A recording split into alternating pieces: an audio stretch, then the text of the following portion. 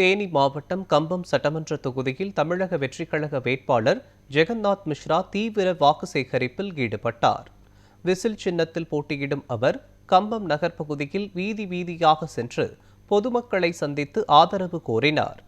நேதாஜி நகர், வனச்சரகர் அலுவலக பகுதி, காந்திநகர் காலனி உள்ளிட்ட இடங்களில் பிரச்சாரம் மேற்கொண்ட அவர் துண்டு பிரசுரங்கள் வழங்கியும் தமது தேர்தல் வாக்குறுதிகளை விளக்கியும் வாக்கு சேகரித்தார்.